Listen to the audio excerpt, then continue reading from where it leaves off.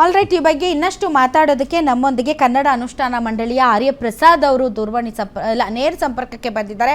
Sir ನಮಸ್ತೆ. ನಮಸ್ತೆ sir, ನೀವು ಇಡೀ ಈ ಒಂದು ನಂದಿನಿ ವರ್ಸಸ್ ಅಮೂಲ್ ಕೇಳಿಸ್ತಾ ಇಲ್ವಾ? ನಾನು ಮಾತಾಡ್ತಾ ಇರೋದು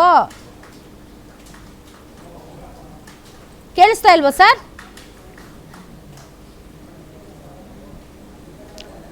ಒಂದು ನಿಮಿಷ, ಅದು ಆಡಿಯೋ ಸರಿ ಮಾಡಿ. ಸೊ ಇದು ಒಂದು ಓಕೆ, ಭಾಳ ಜನ KMF ಏನು ಮಾಡ್ತಾ ಇತ್ತು, ನಿದ್ದೆ ಮಾಡ್ತಾ ಇತ್ತಾ? ಏನು ಒಂದು ಟೆಂಡರ್ಗೆ ಹೋಗೋಕ್ಕಾಗಿಲ್ವಾ? ಈಗ ಬಂದ್ಬಿಟ್ಟು ಎಚ್ಚೆತ್ಕೊಂಡು ಅಂದರೆ ಇದು ಸ್ಟೋರಿ, ರಿಯಲ್ ಸ್ಟೋರಿ. ಇನ್ನು ಇದು ಒಂಥರ ಇದು ಅಮೂಲ್ ಮತ್ತು ನಂದಿನಿ ಮಧ್ಯೆ ಒಂದು ಇದು ಆವಾಗಲೇ ಹೇಳಿದಾಗೆ ಕಾರ್ಪೊರೇಟ್ ಯುದ್ಧ ಅಲ್ಲ, ಇದು ಒಂದು ಇಲ್ಲಿ ರೈತರ ಪ್ರಶ್ನೆ ಕೂಡ ಇದೆ. ಯಾಕೆ ಅಂತಂದರೆ ಎಷ್ಟೋ ಜನ ಹೆಣ್ಣುಮಕ್ಕಳು, ರೈತ ಮಹಿಳೆಯರು ಕೂಡ ಹಾಲು ಹಾಕಿ ಜೀವನ ಮಾಡುವಂತಹ ಒಂದು ದೊಡ್ಡ ಗ್ರಾಮೀಣ ಆರ್ಥಿಕತೆಯ ಸ್ವಾವಲಂಬನೆಯ ಒಂದು ನಮ್ಮ ನಂದಿನಿ. ಸೊ ಮತ್ತೆ ಪ್ರಸಾದ್ ಅವರು ಲೈನಿಗೆ ಬಂದಿದ್ದಾರೆ. ಸರ್ ನಮಸ್ತೆ, ಕೇಳಿಸ್ತಾ ಇದೆಯಾ ನನ್ನ ಮಾತು? ಕೇಳಿಸ್ತಾ ಇದೆ.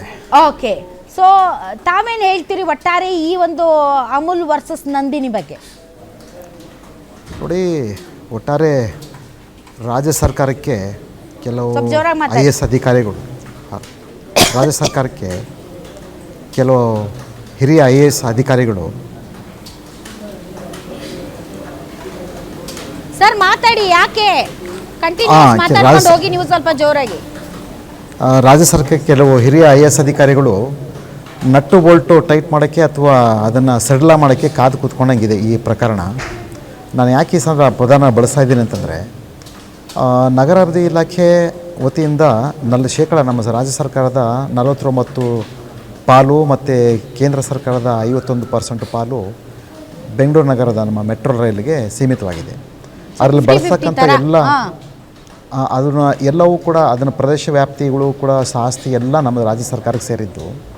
ಅಂದರೆ ಬಹುತೇಕ ಎಲ್ಲ ಆಡಳಿತ ನಮ್ಮ ರಾಜ್ಯ ಸರ್ಕಾರದ್ದೇ. ಅದು ಇವತ್ತು ಬೆಳಗ್ಗೆ ಒಂದು ವಿಷಯ ಕೇಳಿದೆ, ರಾಮಲಿಂಗಾರೆಡ್ಡಿ ಅವರು ಹಿರಿಯ ಮಂತ್ರಿಗಳು, ಅವರು ಕನಿಷ್ಠ ಒಂದು ಸ್ವಲ್ಪ ಜ್ಞಾನ ಇಟ್ಕೊಂಡು ಮಾತಾಡಬೇಕು.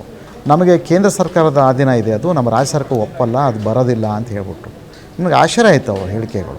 ಈ ಹಿಂದೆ ಹಿಂದಿ ನಾಮಫಲಕ ಹಾಕುವಂಥ ಸಂದರ್ಭದಲ್ಲಿ ರಾಜ್ಯ ಸರ್ಕಾರ ಅಧೀನಕ್ಕೆ ಸೇರುತ್ತೆ, ಅದು ಹಿಂದಿಯಲ್ಲಿ ಹಾಕಬಾರ್ದು, ಕೇಂದ್ರ ಸರ್ಕಾರ ಅಧೀನ ಅಲ್ಲ ಅಂಥೇಳಿ ನಾವು ಹೋರಾಟ ಮಾಡಿದಾಗ ಅವಾಗೆಲ್ಲ ನಾಮಫಲಕಗಳು ಕಿತ್ತು ಬಿಸಾಕುವಂಥ ಒಂದು ಪ್ರಸಂಗ ನಡೀತು. ಬಹುಶಃ ತಮಗೆಲ್ಲ ಗೊತ್ತಿದೆ ಅದೆಲ್ಲ. ಇವತ್ತು ಕೂಡ ಹಾಗೆಯೇ ಈ ಹಿಂದಿ ಬೇಸ್ ಅಂದರೆ ಹಿಂದಿ ಪ್ರದೇಶ ಬಂದಂಥ ಹಿರಿಯ IAS ಅಧಿಕಾರಿಗಳು, ನಗರಾಭಿವೃದ್ಧಿ ಇಲಾಖೆ ಮತ್ತು ಅಲ್ಲಿರ್ತಕ್ಕಂಥ ಬೇರೆ ಹಿರಿಯ ಅಧಿಕಾರಿಗಳು ಪ್ರತಿ ತಿಂಗಳು ನಡೆಸ್ತಕ್ಕಂಥ ಒಂದು ಸಭೆ ಮಾಡ್ತಾರೆ ರಾಜ್ಯ ಸರ್ಕಾರದ ಮತ್ತು ಕೇಂದ್ರ ಸರ್ಕಾರ ಅಧಿಕಾರಿಗಳು ಸೇರಿಕೊಂಡು. ಆ ಸಭೆಯಲ್ಲಿ ಅಜೆಂಡಾ ಮಾಡಿಬಿಟ್ಟು ಅಲ್ಲಿ ಏನು ಆಗಬೇಕು, ಏನಾಗಬೇಕಾಗಿದೆ, ಯಾರಿಗೆ ಕೊಡಬೇಕು, ಏನು ಮಾಡಬೇಕು ಅನ್ನೋಂಥ ಒಂದೆಲ್ಲ ನಿರ್ಧಾರಗಳು ಮಾಡ್ತಾರೆ. ಆ ಅಜೆಂಡಾ ಪ್ರಕಾರನೇ ಈ ಒಂದು ಅಮೂಲ್ಗೆ ಆ ಹಿಂದಿ ಭಾಷಿಕ ಹಿರಿಯ ಅಧಿಕಾರಿಗಳು ಒಂದು ಸಂಚನ ಹೂಡಿಬಿಟ್ಟು ಅನುಮತಿ ಕೊಡೋವಂಥ ಕೆಲಸನ ಮಾಡಿದ್ದಾರೆ. ಇದು ನನಗೆ ಗೊತ್ತಿದೆ ಮಂತ್ರಿಗಳಿಗೆ ಹೋಗಲಿಲ್ಲ, DK ಶಿವಕುಮಾರ್ಗೆ ಈ ವಿಷಯ ಹೋಗಲಿಲ್ಲ. ಇದು ನಗರಾಭಿವೃದ್ಧಿ ಇಲಾಖೆಯ ಹಿರಿಯ ಅಧಿಕಾರಿಗಳ ಮಟ್ಟದಲ್ಲಿ ಆದಂಥ ಒಂದು ತೀರ್ಮಾನ.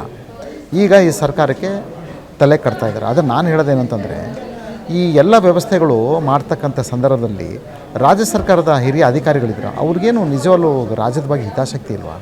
ನಮ್ಮ ಕರ್ನಾಟಕದ ಮತ್ತು ಆಗುಹೋಗುಗಳು, ಸಂಸ್ಕೃತಿ ಮತ್ತು ಭಾಷೆ ಮತ್ತು ಆರ್ಥಿಕತೆ, ಸಾಮಾಜಿಕತೆ ಪರವಾಗಿ ಅವ್ರು ಕೆಲಸ ಮಾಡಬೇಕು. ಕರ್ನಾಟಕ ರಾಜ್ಯ ರಿಹ್ಯಾಬಿಲಿಟೇಷನ್ ಆ್ಯಕ್ಟ್ ಅಂತ ಏನು ಹೇಳ್ತೀವಿ, ರಾಜ್ಯ ಪುನರ್ ಸಂಘಟನಾ ಕಾಯ್ದೆಗಳು ಮಾಡಬೇಕಾದ್ರೆ ಇಂಥ ಅಧಿಕಾರಿಗಳು ನಮ್ಮ ಯಾವ ರಾಜ್ಯದ ಹಿತಾಸಕ್ತಿ ವಿರುದ್ಧವಾಗಿರ್ತಾರೆ ಅಂಥ ಅಧಿಕಾರಿಗಳನ್ನ ಕೇಂದ್ರ ಸರ್ಕಾರಕ್ಕೆ ವಾಪಸ್ ಕಳಿಸೋಕ್ಕಂಥ ಎಲ್ಲ ಅಧಿಕಾರ ನಮ್ಮ ರಾಜ್ಯ ಸರ್ಕಾರಕ್ಕೆ ಇದೆ. ಈ ಕೂಡಲೇ ಈ ಒಂದು ಪ್ರಕರಣ ಗಂಭೀರವಾಗಿ ತೆಗೆದುಕೊಂಡು ರಾಜ್ಯ ಸರ್ಕಾರ ಮತ್ತು ಮುಖ್ಯಮಂತ್ರಿಗಳು, ಉಪಮುಖ್ಯಮಂತ್ರಿಗಳು ಇದರ ವಿರುದ್ಧ ಯಾರು ನಮ್ಮ ರಾಜ್ಯದ ವಿರುದ್ಧ ಕೆಲಸ ಮಾಡಿದ್ದಾರೆ ಆ ಅಧಿಕಾರಿಗಳನ್ನು ಕೇಂದ್ರ ಸರ್ಕಾರಕ್ಕೆ ತುರ್ತಾಗಿ ವಾಪಸ್ ಕಳಿಸೋಂಥ ಕೆಲಸ ಮಾಡಬೇಕು. ಯಾಕೆಂದರೆ ಇದು ಮಾಡದೇ ಇದ್ದರೆ ಇಂಥ ಪ್ರಕರಣಗಳು ಇನ್ನೂ ಯಥೇಚ್ಛವಾಗಿ ಕರ್ನಾಟಕದ ಆಗುತ್ತೆ ಅಂತ ನನ್ನ ಒಂದು ಆಶಾವಾದ, ನನ್ನ ಭಾವನೆ. ಈ ಪ್ರಕರಣದಲ್ಲಿ ಏನಾದರೂ ನಾವು ತುರ್ತಾಗಿ ಒಂದು ಹಿಡಿತ ಮಾಡ್ತಕ್ಕಂಥ ಕಿವಿ ಹಿಂಡಂಥ ಕೆಲಸ ಮಾಡದೇ ಇದ್ದರೆ ಬಹುಶಃ ಇಂಥ ಪ್ರಕರಣ ಇನ್ನೂ ಜಾಸ್ತಿ ಆಗ್ತದೆ.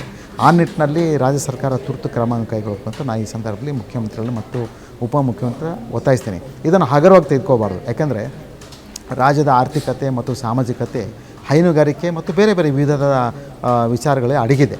ಆ ನಿಟ್ಟಿನಲ್ಲಿ ನಂದಿನಿ ಮತ್ತು ವರ್ಸಸ್ ಅಮೂಲ್ ಅನ್ನೋಂಥ ಒಂದು ಪ್ರದೇಶಕ್ಕೆ ಒಂದು ವ್ಯಾಪಕವಾಗಿ ಈಗ ಚರ್ಚೆಗೆ ಬರ್ತಾ ಇದೆ. ಅಮೂಲ್ನ ತಂದವರು ಯಾರು? ಇದೇ ರಾಜ್ಯ ಸರ್ಕಾರಗಳು. ಹಿಂದೆ ಇರ್ತಂದು ಯಾವುದೋ ಸರ್ಕಾರಗಳು. ಜೋರಾಗಿ ಮಾತಾಡಿ ಸರ್, ತುಂಬ ಲೋ ಇದೆ. ಅಮೂಲನ್ನು ರಾಜ್ಯ ಸರ್ಕಾರಕ್ಕೆ ನಮ್ಮ ಕೇಂದ್ರ ಸರ್ಕಾರದ ವ್ಯವಸ್ಥೆಯನ್ನು ಇದನ್ನು ಅನುವು ಮಾಡಲಿಕ್ಕೆ, ಇಲ್ಲಿ ಕಾಲಿಡಕ್ಕೆ ಅನುಮತಿ ಕೊಟ್ಟವ್ರು ಯಾರು? ನಮ್ಮ ಸರ್ಕಾರಗಳೇ ಅಲ್ವಾ, ಹಿಂದಿನ ಸರ್ಕಾರ ಆಗಿರ್ಬೋದು, ಪ್ರಸ್ತುತ ಸರ್ಕಾರ, ಯಾವುದೇ ಸರ್ಕಾರಗಳು, ಯಾವುದೇ ಪಕ್ಷದವರಾಗಿರ್ಬೋದು. ಆದರೆ ಅದನ್ನು ಯಥೇಚ್ಛವಾಗಿ ಹಿಂದಿ ಮಾತಾಡ್ತಕ್ಕಂಥ IAS ಅಧಿಕಾರಿಗಳು ಬೆಂಬಲವಾಗಿ ನಿಂತಿದ್ದಾರೆ ನಮ್ಮ ರಾಜ್ಯದಲ್ಲಿ. ಅಂಥ ಅಧಿಕಾರಿಗಳನ್ನು ಕೇಂದ್ರ ಸೇವೆಗಳು ವಾಪಸ್ ಕಳಿಸ್ತಕ್ಕಂಥ ಕೆಲಸ ಮಾಡಬೇಕು ಅಂತ ನಾನು ಈ ಸಂದರ್ಭದಲ್ಲಿ ನಿಮ್ಮ ಮಾಧ್ಯಮ ಮುಖಾಂತರ ಒತ್ತಾಯ ಮಾಡ್ತೇನೆ. ಯಾಕಂದರೆ ರಾಜ್ಯದ ರೈತರು ಮತ್ತು ಕನ್ನಡಿಗರು ಮತ್ತು ನಮ್ಮ ವ್ಯವಸ್ಥೆ ನಮಗೆ ಭಾಳ ಮುಖ್ಯ. ನಮ್ಮದೇ ಆದಂಥ ಒಂದು ವ್ಯವಸ್ಥೆಯನ್ನು ಬಳಸ್ಕೊಂಡು ನಮ್ಮ ವಿರುದ್ಧನೇ ಎತ್ತುಕಟ್ಟುವಂಥ, ನಮ್ಮ ವಿರುದ್ಧನೇ ವ್ಯಾಪಾರ ಮಾಡ್ತಕ್ಕಂಥ ವ್ಯವಸ್ಥೆಗೆ ನಮ್ಮ ಅಧಿಕಾರಿಗಳು ಬಂದಿರೋದು ಇದು ದುರಂತ. ಆ ನಿಟ್ಟಿನಲ್ಲಿ ಆಮೇಲೆ ಇನ್ನೊಂದು ನಿಮಗೆ ಹೇಳ್ತೀನಿ, ಅಲ್ಲಿ ನಿರ್ಣಯ ಕೈಗೊಂಡ್ರಲ್ಲ, ಅದಕ್ಕೆ ಅನುಮತಿ ಕೊಡುವಂಥ ಎಲ್ಲ ದಾಖಲೆಗಳು ರಾಜ್ಯ ಸರ್ಕಾರ ಪ್ರದರ್ಶನ ಮಾಡಿ, ರಾಜ್ಯ ಸರ್ಕಾರದ ನಮ್ಮ ಅಧಿಕಾರಿಗಳು ಎಲ್ಲ ರಾಜ್ಯದ ಜನತೆ ಮುಂದಿಡಲಿ. ಇಲ್ಲ, ನಂದಿನಿ ಅವರು ಅರ್ಜಿನೇ ಹಾಕಲಿಲ್ಲ ಅಂತ ಹೇಳ್ತಕ್ಕಂಥ ಬಾಲಿಶವಾದ ಹೇಳಿಕೆ ಕೊಡ್ತಾರೆ. ಇವರು ಟೆಂಡರ್ ಕರೆದಿದ್ರಾ? ಖಂಡಿತ ಕರೆದಿಲ್ಲ. ಇವರು ಯಾರೋ ಒಬ್ಬರು ಹಿತಾಸಕ್ತಿಯಾಗಿ ಅಲ್ಲಿ ಕೆಲಸ ಮಾಡಿದ್ದಾರೆ. ಆ ನಿಟ್ಟಿನಲ್ಲಿ ನಂದಿನಿ ಅಲ್ಲಿ ಹೋಗಲಿಕ್ಕೆ ಪ್ರವೇಶ ಮಾಡಲಿಕ್ಕೆ ಆಗಲಿಲ್ಲ.